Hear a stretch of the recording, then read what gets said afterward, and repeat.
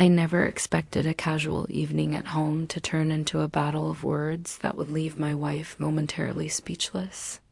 We had been married for 5 years, and like most couples, our relationship had its ups and downs, but I always believed that beneath the jokes and playful teasing, there was a deep mutual respect. I was wrong, or at least, I underestimated how quickly a seemingly innocent jest could spiral into a confrontation that exposed hidden insecurities. It all started on a quiet Friday night. We had just returned from a long week of work and errands, and the idea of lounging on the couch with some takeout and a movie sounded perfect. My wife, Aisha, was in a particularly teasing mood, flicking through my phone to find the latest viral memes. I had just settled into the sofa, my feet propped up, when she suddenly leaned over, smirked, and said something that caught me completely off guard. "At least my ex was bigger," she said, as casually as if she were commenting on the weather. The words hung in the air like a storm cloud. I froze, the fork in my hand halfway to my mouth. For a brief moment, I thought I had misheard her. Did she really just say what I thought she said? "Excuse me?" I asked, my tone measured but with a hint of incredulity. She laughed lightly, brushing it off as a joke. "Oh, come on. Don't be so serious." "I'm just kidding," she said, though the gleam in her eyes suggested otherwise. I set the fork down and turned to face her fully, trying to mask the sting her words had left. There was a twinge of hurt, yes, but more than anything, there was a fire igniting inside me. I had always prided myself on having a good sense of humor, being able to roll with jokes, but this was different. This was personal. This wasn't about memes or harmless banter. This was a calculated jab wrapped in a smile. I decided not to react immediately. Instead, I observed her, waiting for a sign that she truly meant it as a joke.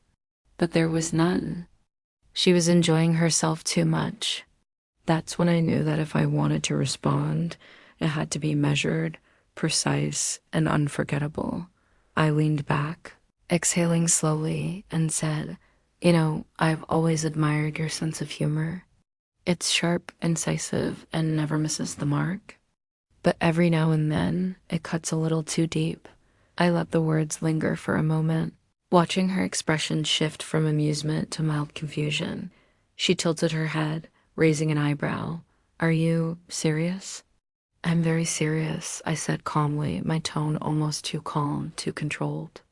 "And since you're talking about the past, let me tell you something about me, about what I've endured silently with grace and patience.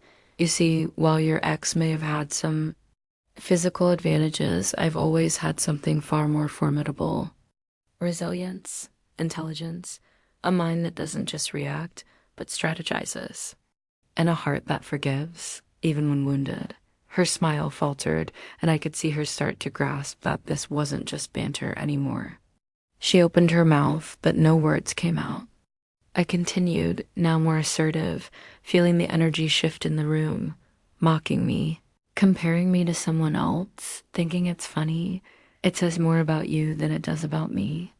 It exposes insecurity or perhaps a lingering attachment to the past. But that's okay. We all have our weaknesses. The difference is, I don't carry mine around like a badge of honor. I face them, I confront them, and I don't let them define me. Aisha's lips pressed together, her eyes narrowing slightly, not with anger, but with something like astonishment. I could see her trying to process the gravity of my words. I decided it was time to drive the point home, but I didn't want to humiliate her completely. I wanted her to understand, not resent me. I said, leaning forward slightly.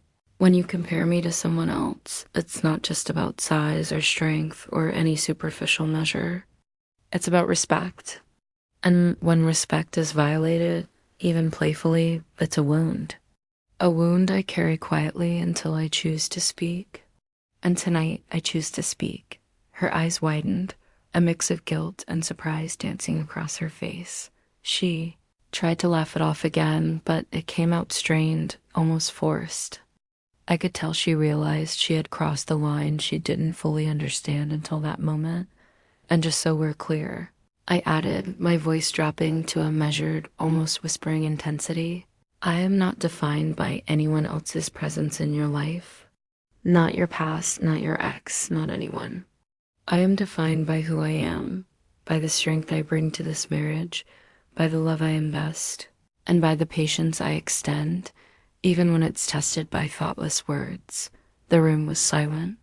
The only sound was the faint hum of the refrigerator in the kitchen and the distant traffic outside our apartment window. I could feel my own heartbeat, steady but powerful, like the final note in a symphony that resolves all tension. Aisha finally spoke, her voice softer than before. I didn't mean it like that. I was just joking. I nodded slowly. I know, but a joke once said can't be unsaid. It lingers. Words have weight, and tonight you've seen how weighty they can be. She reached for my hand, a gesture of reconciliation, but I didn't move immediately. I wanted her to understand the gravity, not just the apology. After a moment, I allowed her to hold my hand, squeezing it gently but firmly, signaling that forgiveness was possible, but only with understanding. Remember this, I said, my voice gentle now. Mockery without empathy is cruelty. Teasing without care is a knife. And in a marriage, we should wield our words with respect, not just humor. She nodded, tears glistening in her eyes now. I'm sorry, she whispered. I really am. I didn't realize. I didn't mean to hurt you. I know, I replied. But let this be a lesson for both of us. Humor is wonderful, but only when it doesn't demean or diminish. And love is strong, but only when it's paired with respect. We sat there for a while, holding hands, letting the silence speak for us. The tension gradually dissolved, replaced by a deeper understanding.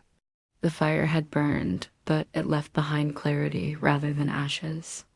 That night, we watched the movie we had originally planned to, but neither of us said much. Words weren't needed anymore. The message had been sent, received, and understood. In the days that followed, our relationship subtly shifted. She was more mindful of her words, and I was more attuned to the underlying currents in our interactions. That one evening, marked by a seemingly casual insult, had transformed into a turning point. We both grew, not just in love, but in respect and awareness of each other's boundaries and sensitivities. And as for me, I discovered something invaluable about myself, that strength isn't always measured in size, in physical presence, or in bravado. Sometimes true strength lies in patience, in the ability to remain composed under provocation, and in the courage to speak with precision when it truly matters. Aisha never made a remark like that again. And while the memory of that night occasionally surfaced in our conversations, it was always with a knowing smile, a silent acknowledgement of the lesson learned and the respect that had been earned. Looking back now, I realize that moment could have gone very differently. I could have lashed out, hurt her in return, or allowed bitterness to take root.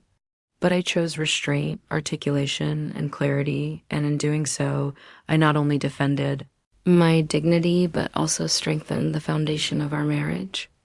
It was a savage reply, yes, but not one born of anger, rather, of truth and self-respect. And sometimes that's the kind of response that leaves the deepest impact.